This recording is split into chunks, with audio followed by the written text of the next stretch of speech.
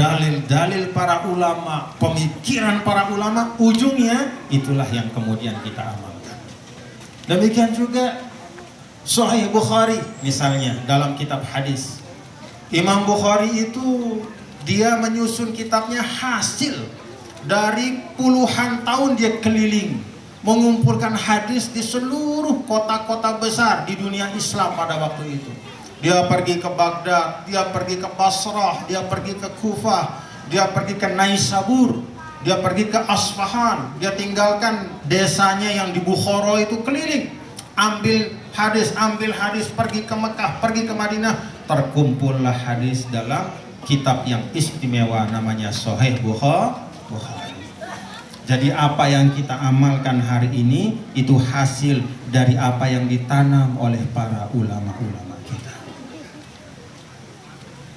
Berdua handphone Bapak Ibu, ina-ina tiang si berdua handphone angkat imam. Kalau masalah handphone di nara aran tekes nih selapuk berdua. Nah handphone yang ada ini Bapak Ibu, yang dari situ kita komunikasi, kadang di situ ada nomor rekening kita transfer dari situ, kita baca berita di situ, kita lihat waktu sholat di situ, bahkan ada yang ringtone-nya suara azan. Yang namanya handphone ini hasil dari banyak ulama ahli ilmuwan yang masing-masing menyumbangkan pengetahuannya di situ. Jadi handphone ini bukan sulun-sulun arak, dia bukan merupakan sesuatu yang begitu saja. Dia hasil sebagaimana kitab-kitab itu, teknologi ini juga hasil. Kalau kita berangkat haji naik pesawat itu hasil dari orang yang ahli membuat struktur pesawat seperti almarhum B.J. Habibie, dari ahli ilmu mekanika, ahli ilmu listrik, ahli elektro, ahli aerodinamika. Masya Allah, itu semua ilmu-ilmu dikumpulkan, lalu disusun, lalu kemudian diformulasikan, lahirlah teknologi yang namanya pesawat terbang. Alhamdulillah.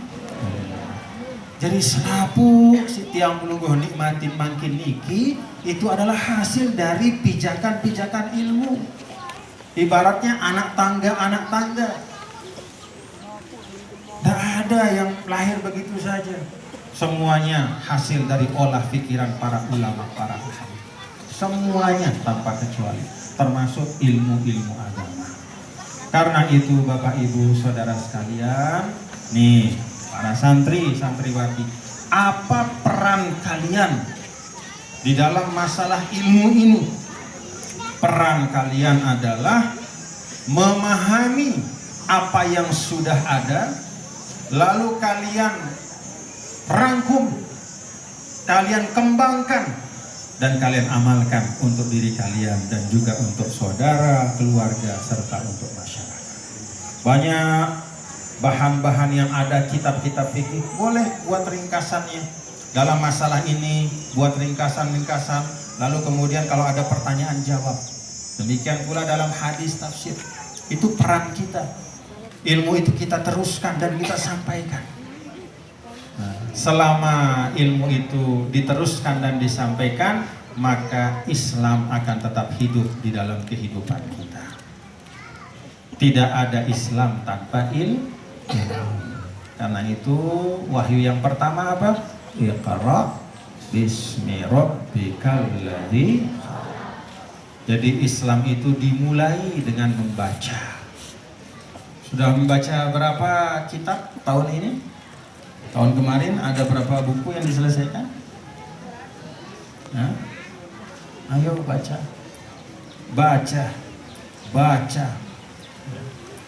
Karena membaca itu sudah jelas di dalam Al-Quran adalah merupakan hal pertama yang diwahyukan oleh Allah kepada Nabi kita, Nabi besar Muhammad SAW, menunjukkan pentingnya. Dengan membaca itu kita tahu apa yang kita tahu, akidah, syariah, muamalah.